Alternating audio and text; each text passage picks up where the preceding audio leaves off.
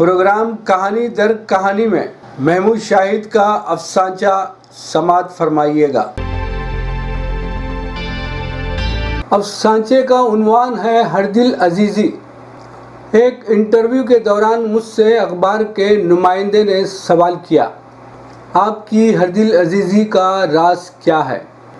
میں نے مسکراتے ہوئے جواب دیا، میں بے ایمان کو ایماندار کہتا ہوں، ظالم میری نگاہ میں مہربان ہے، بے وفا کو با وفا تسلیم کرتا ہوں، کاذب کو صادق ثابت کرتا ہوں، غدار میری نظر میں حب الوطن ہے، راہزن کو رہنما کا مقام عطا کرتا ہوں، جاہل کو عالم کے منصب پر بٹھاتا ہوں، بے وقوف کے سر پر عقل مندی کا تاج رکھتا ہوں، نابینا کو بینا پر ترجیح دیتا ہوں، بدمعاش کو شریفوں کی صف میں لا کھڑا کرتا ہوں، حاسد کو خیر خواہوں میں شمار کرتا ہوں، فاحشہ کو پاک بازوں کی محفل کی زینت بناتا ہوں، پاجی کے سر پر حاجی کی دستار باندھتا ہوں، متشاعر کو شاعر سے بہتر تصور کرتا ہوں۔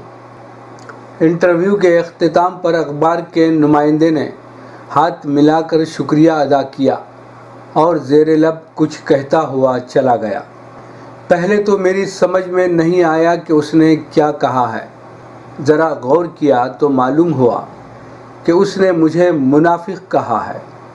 مجھے غصہ تو بہت آیا، سوچا اخبار کے دفتر پر اس کی شکایت کروں، لیکن پھر خیال آیا اس سے میری ہر دل عزیزی متاثر ہوگی، میں نے خاموشی اختیار کر لی۔